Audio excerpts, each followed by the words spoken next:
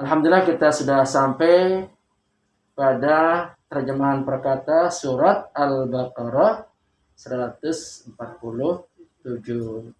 Tadi kita sudah mendengar arti perkata. Selanjutnya kita akan mencoba memahami kandungan maknanya dari segi syair-syair yang sudah saya buat. Ya. Sebagaimana biasa untuk memantapkan keimanan kita baca kalimat thayyibah. La ilaha illallah, la ilaha illallah, la ilaha illallah, Muhammadur Rasulullah. Kebenaran dari Tuhanmu, jangan kamu menjadi ragu. Setiap saat, setiap waktu, hingga ajal menjemputmu. La ilaha illallah, la ilaha illallah, la ilaha illallah, Muhammadur Rasulullah.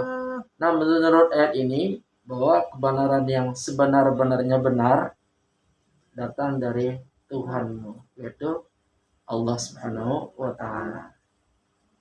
Karena datang dari Tuhan kita, yaitu Allah, maka jangan sedikit pun kita ragu. Nggak boleh kita bimbang, ragu, was-was. Ini benar apa enggak sih? Ya Bu ya?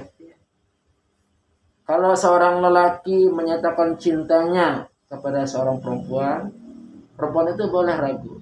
Ini dia benar-benar cinta enggak sih sama saya gitu ya? Paham Bu ya? Itu kepada sama manusia boleh kita ragu.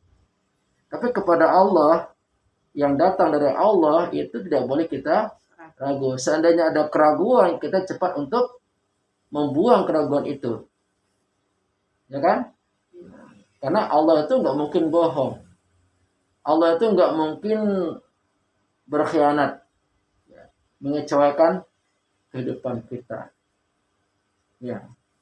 Jadi kebenaran yang sebenar-benarnya benar itu datang dari Allah sebagai Tuhan kita. Ya. Walaupun kita mengatakan nggak sesuai dengan akal. Ya. Walaupun kita mengatakan mungkin tidak mungkin, mustahil. Ya kata kita. Tapi karena Allah yang memerintahkan, jawaban kita apa? Sami'na wa ta'na. Kebenaran ini kami dengar dan kami patuhi. Ya Bu ya. Pokoknya sekecil apapun, seremeh apapun kebenaran itu, kalau datang dari Allah, maka tidak boleh ditolak. Baik oleh hati kita, oleh pikiran kita, oleh ucapan dan sikap perbuatan kita. Jadi lahir batin kita akan meyakini ya sepenuh hati bahwa kebenaran ini sejatinya datang dari Allah Subhanahu wa Ta'ala. Lanjut Bu.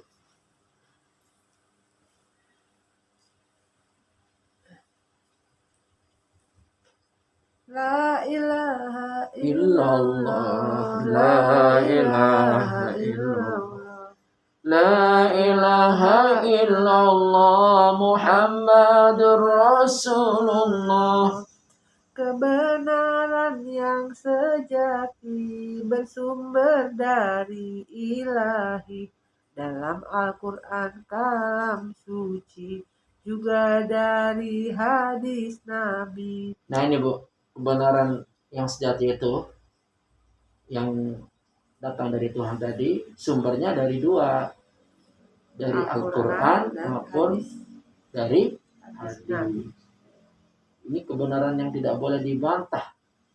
Quran yang terdiri dari 114 surah, 6.600 sekian ayat, itu wajib untuk diyakini kebenaran yang ada dalam Quran maupun hadis Nabi. Sampai dikatakan, barang siapa yang berpegang teguh kepada kitab Quran dan sunnah atau hadis Nabi, tidak akan tersesat untuk selama-lamanya. Kenapa? Karena kebenarannya mutlak. Kalau kitab atau buku-buku yang lain, ya kebenarannya apa? Relatif. Bisa benar, bisa salah. Itu adalah hasil pikiran manusia. Betul, Bu ya? Tapi kalau Quran, kebenarannya apa? Mutlak. Sesuai apa tidak dengan akal, ya iman kita harus meyakini bahwa ini adalah perintah Allah Subhanahu wa Ta'ala. Tidak boleh kita menolak, apalagi membantahnya. Karena semua ini untuk siapa, Bu? Nah, untuk kebaikan dan kemaslahatan kita sebagai hambanya. Jadi kebenaran yang ditunjukkan dalam Al-Quran itu bagi kebaikan dan kemanfaatan hidup kita. Tidak hanya di dunia ini, juga sampai akhirat. Ya. Kalau Quran itu kan wahyu firman Allah ya. Kalau hadis itu adalah penjelasan, penyempurna dari wahyu Al-Quran itu. Jadi ada dalam Al-Quran itu ayat-ayat yang umum, yang sulit dipahami, dijangkau, maka perlu adanya apa, Bu? Penjelasan dari hadis Nabi. Hadis itu adalah perkataan, perbuatan Nabi sesuai dengan petunjuk dan bimbingan dari Allah Subhanahu wa Ta'ala. Jadi hadis itu juga wahyu dari Allah, firman Allah juga. Tapi bentuknya apa? Kalamnya Nabi, ucapannya Nabi, tidak diturunkan melalui malaikat Jibril. Kalau Al-Quran kan melalui malaikat Jibril. Kalau hadis, ya kan, turun berdasarkan apa? Kondisi masyarakatnya.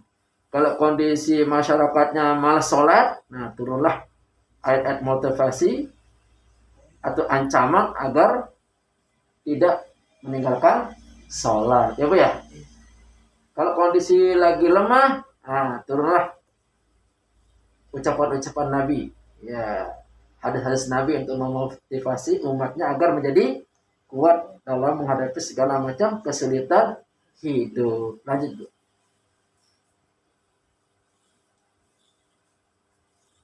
La ilaha illallah. La ilaha illallah. La ilaha illallah. Muhammadur Rasulullah. Bila kebenaran ilahi terus menerus dipatuhi, hidup pasti tertata rapi dalam segala macam segi. Nah ini, Bu, keuntungan dan keutamaan kita mengikuti kebenaran dari ilahi itu. Pasti hidup kita tertata rapi, tidak ada yang bertabrakan, bertubrukan, tidak ada yang menyebabkan kita menjadi kacau balau, ya, Bu ya. Tertata rapi, pikirannya sinkron dengan hatinya. Mas benar mau bukain dulu ya, Pak? Iya, silakan. Ya, kita lanjutkan. Bila kebenaran dari ilahi ini terus kita laksanakan, ya, Bu ya, kita perjuangkan, maka hidup kita akan tertata dengan rapi. Ya, jadi antara pikiran dan hati itu satu garis ya, lurus. Hatinya lurus, pikirannya lurus. Kalau hati dan pikirannya lurus, maka otomatis apa? Pandangan hidupnya akan lurus. Kemudian sikap kepribadiannya juga akan lurus. Nah, itu, Bu. Waalaikumsalam. Nah, sholat dulu maghrib. Udah ya? Udah saat maghrib belum di kantor? Udah sholat dulu. Nah, Udah itu, Bu. Ya. Iya, Pak Is. Nah, itu, Bu. Jadi menurut Ibu kebenaran itu apa sih, Bu? Menurut Ibu? Kebenaran. Nah, apa? Menurut Ibu kebenaran itu apa sih? Iya, betul, lawan dari kesalahan. Kebenaran itu apa sih, Bu? Kebenaran sesuatu yang benar yang tidak salah ya, Pak. Ya, benar sih. Jujur yang benar. Jadi kebenaran itu Yang apa adalah adanya kayak gitu. ya, kebenaran itu adalah suatu nilai yang positif. Ya. Itu nilai yang positif yang mengarah kepada kehidupan yang lurus. Itu namanya kebenaran. Satu nilai yang positif yang mengarah kepada kehidupan yang lurus. Itulah arti kebenaran. Yang datang dari apa? Allah melalui kitab suci Al-Quran. Luar biasa nih umat Islam. Kalau semua umat Islam mengamalkan kebenaran dalam Al-Quran, maka kehidupannya akan tertata dengan rapi dalam segala macam segi. Politik, apalagi Bu, sosial, budaya, ekonomi, kesehatan. Ya Bu, semuanya Bu, semua segi dah. Iya. Semua bidang ilmu, semua segi kehidupan akan tertata rapi bila mengikuti kebenaran yang datang dari Allah yang ada dalam Al-Qur'anul Karim. Ya, lanjutkan Bu berikutnya. La ilaha illallah, la ilaha illallah, la ilaha illallah, Muhammadur Rasulullah. Bila kebenaran ilahi tidak mau dipatuhi, hidup pasti kacau sekali dalam segala macam segi. Nah, ini bertolak belakang dari tadi. Kalau kita mengingkari, tidak mematuhi kebenaran yang sudah nyata dalam Al-Quran itu, maka pasti akan kacau balau dalam segala macam segi. Jadi sesungguhnya Quran itu diturunkan untuk menata kehidupan kita. Bila kita tidak mematuhi Quran itu, dari kebenaran Quran yang datang dari Allah itu, maka pasti akan berantakan cara berpikir kita, ya, cara mengambil keputusan, ya, cara bergaul. Pokoknya ibarat ini Bu, ibarat air bersih, kemudian dicampur sama racun. Apa terjadi Bu, air itu? Nah, akan meracuni. Akan membuat rusaknya tubuh kita kalau kita minum. Bisa keracunan, bisa pingsan, atau bisa mati. Sama ketika kebenaran itu kita racuni dengan pengingkaran kita Bu, ya. Kita racuni dengan pembangkangan kita, maka iman kita akan kena racun juga Bu. Kalau iman kena racun, apa yang terjadi Bu? Imannya mati. Idealismenya untuk hidup jujur, untuk sabar, mati. Hanya apa yang terjadi Bu? Kacau. Yang namanya kacau berarti tidak mengikuti aturan-aturan yang sudah ditetapkan dalam agama kita, ya Bu, ya. Makanya kita bersyukur pada Allah memiliki kitab suci Al-Quran yang sangat benar ini. Jangan sampai diingkari. Kita berusaha untuk mematuhinya dalam segala macam segi kehidupan. Dalam berkeluarga, Ibu ikuti konsep Quran supaya keluarga Ibu bahagia, sakinah, mawaddah. Saya sebagai guru nih mengikuti konsep Quran supaya saya bisa diteladani oleh murid-murid saya. Ibu sebagai ibu di sini dalam rumah tangga, ikuti kebenaran Al-Quran. Jadilah ibu yang solehah, ya Bu, ya. Ibu yang bisa mematuhi suaminya, ibu yang mencontohi kebaikan-kebaikan sesuai dengan ajaran Quran. Maka rumah ini akan menjadi rumah yang penuh dengan hal-hal yang positif dalam kehidupan. Banyak sekali keuntungan-keuntungan, manfaat-manfaat yang kita dapatkan. Kita akan mulia di dunia, juga mulia di akhirat. Lanjut Bu. La ilaha illallah, la ilaha illallah, La ilaha illallah Muhammadur Rasulullah. Di antara kebenaran Gimana? di Di antara kebenaran ilahi. Ayo. Di antara kebenaran ilahi. Kayaknya nggak pas ya. Di antara kebenaran ilahi. Di antara kebenaran ilahi. Coba. Di antara kebenaran ilahi, Ya. diperintahkan kepada Nabi kiblat dari Baitul Maqdis ke ke arah Ka'bah bait yang suci. Nah, ini di antara kebenaran yang dimaksudkan dalam konteks dari ayat ini.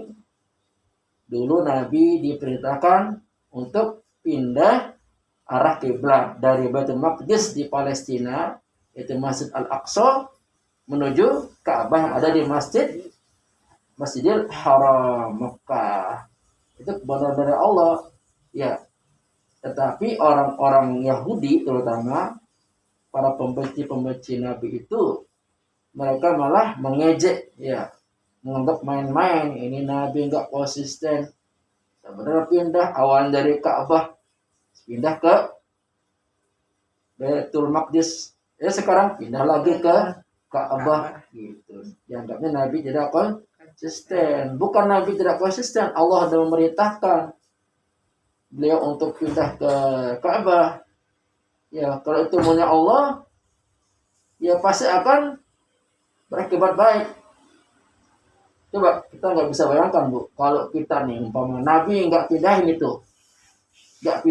Ka'bahnya, Bu, dari Masjidil Aqsa ke mana, Bu? Ke Ka'bah. Kita nggak bisa bayangkan di sana itu daerah rawan perang, konflik, betul, Bu, ya?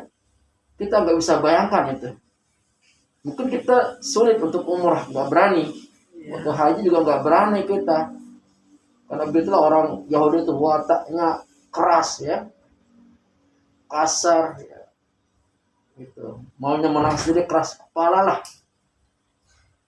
Bangkang dari dulu suka bangkang, Bu. Bahkan mau bunuh nabi-nabi mereka. Bangkangnya. Ketika diselamatkan oleh Allah dari kejaran siapa, Bu? Fir'aun, ya. Iya. Kira-kira 40 hari. Kan sudah sampai pantai nih, Bu. Yang ini, Dek. Yang mana? Ya. Sampai pantai, terus Nabi Musa izin kepada kaumnya, wahai kaumku, aku akan ke Bukit Tursina, aku mau menerima wahyu. Baik-baik di sini, ya, jaga imannya. Ya, kita alhamdulillah selamat nih dari kejaran Fir'aun. Jaga iman kita nih. Saya ada tugas dari Allah, mau ke Bukit Tursina, mau menerima wahyu, ya, Bu, ya. Ya, selama 40 hari. Ya, ternyata Nabi Musa belum balik. Mereka malah buat patung, namanya patung Samir itu. Mau dia nyembah patung itu. Itulah orang Yahudi itu sering melanggar aturan. Disuruh ibadah hari Sabtu malah nangkap ikan, Bu. Hanya dikutuk jadi kera, monyet, itu kan. Ya, sampai sekarang tuh orang Yahudi itu sulit untuk ditaklukkan. Ya, mereka tuh maunya menguasai dunia. Ya, kita ini dianggap bangsa yang hina bagi mereka.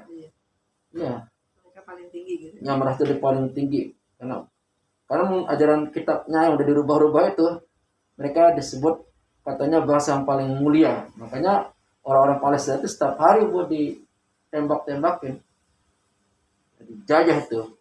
Di sepanjang wilayah Palestina itu di penjara sama orang Yahudi.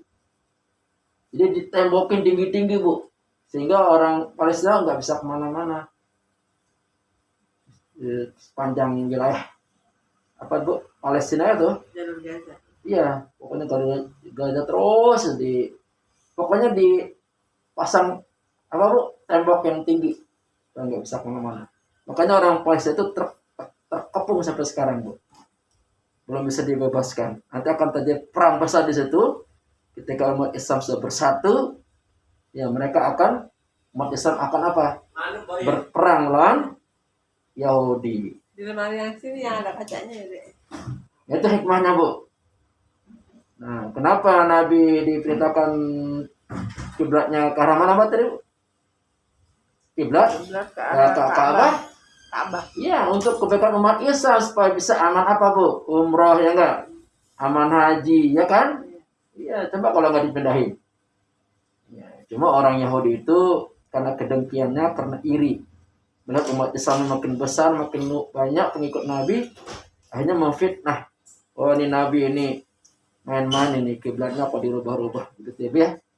Nah itu salah satu contoh menurut ayat ini bahwa kebenaran itu ya hendaknya dipatuhi. Di antaranya apa? Memberitakan kepada Nabi untuk pindah arah kiblat. Itu contoh salah satu. Dan tidak hanya itu sebenarnya Bu. Kebenaran apapun yang datang dari Al-Quran wajib untuk dipatuhi. Dalam hal apapun. Dalam segala segi. Dalam bidang apa Bu? Kehidupan ekonomi kan. Apalagi politik. Apalagi Bu? Hukum. Kesehatan, makanan, minuman, halal haram. Itu harus sesuai dengan kebenaran ajaran Al-Quran. InsyaAllah apa yang disampaikan bermanfaat untuk kita semuanya. Rabbana atina fid dunya hasanah fil akhirati hasanah wa qina adzabannar. Subhanakallah bihamdika asyhadu an la ilaha illa anta astaghfiruka wa atubu ilaik. Bersyukur kepada Allah. Walhamdulillahirabbil alamin.